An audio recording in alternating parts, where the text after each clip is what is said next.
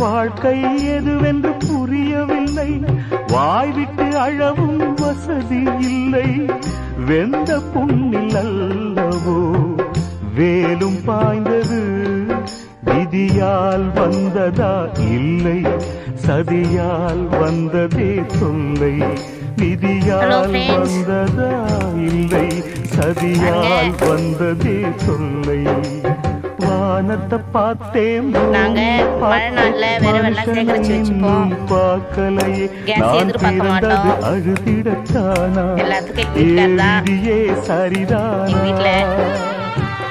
தங்க என்னும் தங்கம் தீயில் போது கண்கள்